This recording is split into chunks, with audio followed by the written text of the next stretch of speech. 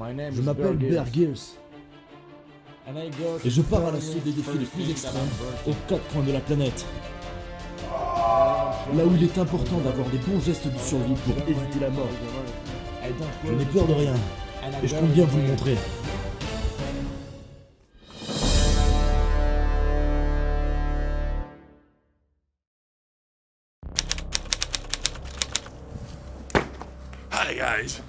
Salut les gars, aujourd'hui on est en France, en Occitanie, et on va tenter de survivre. La France a totalement été abandonnée depuis le coronavirus de 2020. Alors aujourd'hui on va tenter de trouver un logement, de la nourriture, des armes et une petite go à soulever ce soir. Je suis ici avec Bob, et on va tenter ensemble de survivre à l'apocalypse. Ok, viens là Bob. La situation en France est particulièrement bizarre. Ça fait 2 ans qu'on n'a vu personne, à part des patrouilles de police. Oh justement, les voici. Ils sont vraiment dangereux ici. On a vraiment intérêt à faire attention. C'est une question de vie ou de mort. Je dois m'enfuir discrètement. Si la police m'attrape, c'est 135 € d'amende. Et l'émission ne pourrait pas être diffusée. On est en France depuis maintenant plus de 3 heures. Et on n'a absolument rien à bouffer. Un peu plus loin sur ma route, j'ai trouvé une branche d'acacia. Mais elle s'avère vachement robuste. On est en France depuis maintenant plus de 4 heures. Et c'est un coup dur, je dois me débrouiller. La priorité va être alors de me fabriquer rapidement une arme. J'ai vraiment que dalle de survie dans mon sac. La production m'a même pas lâché un bounty, ces enfoirés. Allez, c'est parti, on n'a plus de temps à perdre. Oh Bob, regarde ce que j'ai trouvé! Du bambou! On a vraiment de la chance. C'est un matériau qui est vachement polyvalent. Il est très solide, c'est également une très bonne nourriture. Regarde, je goûte. C'est bon. Je pensais être tranquille. Oh putain, regarde au loin, il y a quelqu'un qui nous a vus. Casse-toi Bob, casse-toi. Ce n'était pas quelqu'un, mais bien un drone de la police. Rejoins-moi, on doit être discret. Ah putain, je vous l'avais dit, la situation est vraiment tendue. On n'a pas d'armes, on n'a pas d'eau, mais il va falloir qu'on trouve au minimum de la nourriture et un logement. Il est temps de partir, suis-moi Bob. Tu te souviens Bob de cette rencontre avec Mickey le loup dans le sud-africain? Il m'avait dit, écoute, quand tu croises une gouttière, c'est comme une femme. Il faut que tu t'en approches tout doucement. Et je vais vous le montrer aujourd'hui. Regarde, compare-le au corps d'une femme. Il faut être très délicat et descendre un petit peu ton doigt. Et à tout moment, l'eau peut arriver. Mais il faut savoir être patient. On va rester ici pendant quelques heures. Et je vais attendre, regardez.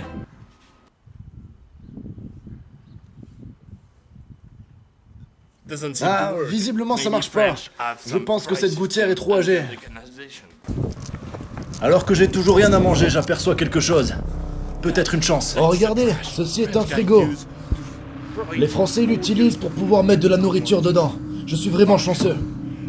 Ah zut, c'est vide. Qu'est-ce qu'on va faire? Oh, il reste quelque chose, mais ça a pas l'air très bon. Mais ça ira. Ça peut être quand même de la bonne nourriture pour ce soir. Je sens que la nuit va tomber, et je dois rapidement trouver un logement, au risque de mettre ma vie en péril.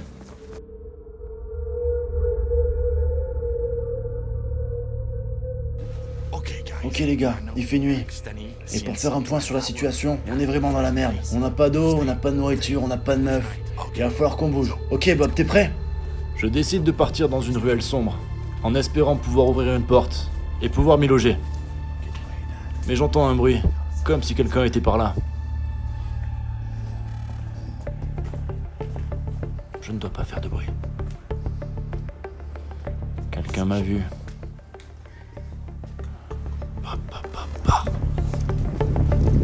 Suis-moi Bob, suis-moi! À gauche!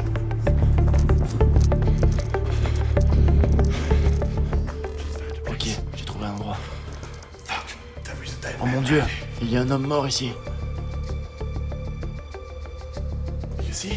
Ils sont incroyables ces Français.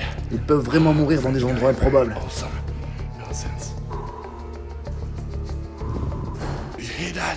T'as entendu ça? Quelqu'un vient, quelqu'un vient, quelqu'un vient. Je décide de m'abriter dans le logement. Heureusement, la porte était ouverte. Je prends une arme, on sait jamais qui pourrait venir ici. C'est à ce moment précis que je me souviens du proverbe de mon grand-père. La meilleure défense, c'est l'attaque, fiston. Mais ce que je ne savais pas, c'est que cette attaque allait prendre une tournure tragique. Je vais le tuer. Non, Bob, putain, non! Oh merde, c'était Bob, mon perchiste. Oh mon dieu, je suis vraiment un abruti. Ah putain, tu fais chier. Quelle dure journée avec Bob. Bob, dégage de là, putain. J'ai peur. Oui, moi aussi j'ai peur, tu sais. Mais je suis Bear Grylls, et je ressens des sensations, comme mon cœur qui fait bam bam bam. Mais ce ne sont que des sensations. Tout ça est dans la tête. Je vais vous montrer comment faire un feu maintenant, parce qu'il faut manger. Regardez ça, putain, les Français sont vraiment dégueulasses. Comment je peux faire à bouffer, moi, dis donc? Wow, Bob! Mets-toi à couvert! Faut faire attention, les Français ont tendance à mettre des pièges chez eux. Ok, on va pouvoir y retourner. La première chose qu'on doit trouver, c'est un récipient, quelque chose de circulaire. Oh, regardez! C'est parfait, c'est circulaire, justement. Voilà, j'ai trouvé un combustible. Il fera l'affaire. N'oubliez pas, les Français ont toujours une part de Johnny en eux. Je vais me servir de ce briquet pour allumer le feu. Rien de plus simple, pourquoi se faire chier avec des cailloux? Le combustible est enflammé, c'est parfait. Je vais faire cuire ma pitance pour ce soir. On va se régaler, même si c'est maigre. Oh, regardez ce que j'ai trouvé. La guitare de Johnny. Avec Bob, on a passé une rude journée. Et il est temps pour nous d'aller dormir.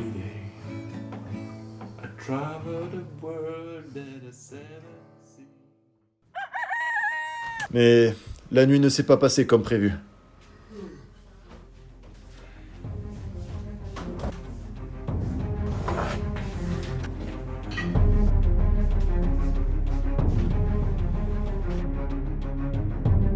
Et c'est à 2 doigts de la mort, le ventre un petit peu ballonné, que je me souviens de la phrase de mon grand-père. Fiston, arrête de bouffer dans les poubelles. C'est dégueulasse.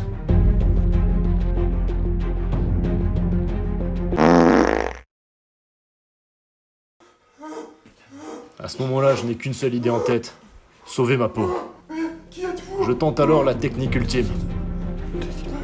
Et elle s'avère plutôt efficace.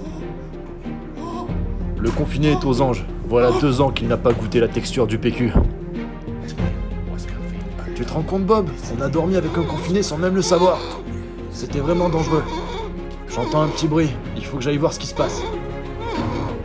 Approche-toi, Bob. On dirait que ça vient de là. À ce moment précis, mon cœur bat très fort. Mais je suis Bear Grylls. Je dois comprendre ce qui se passe.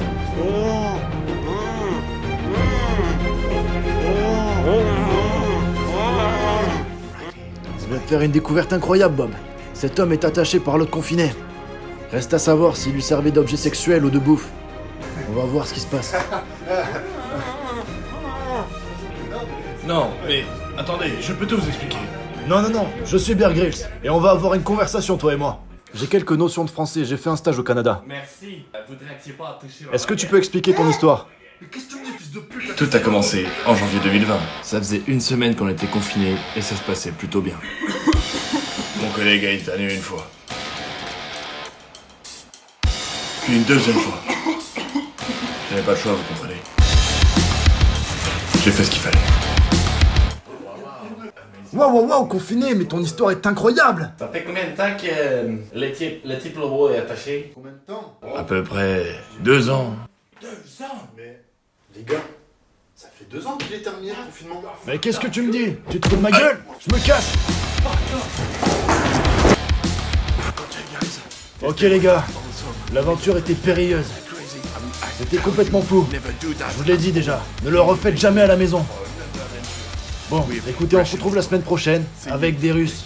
Allez, ciao mes tarlouse, et arrêtez de sucer la glace, bientôt il n'y en aura plus.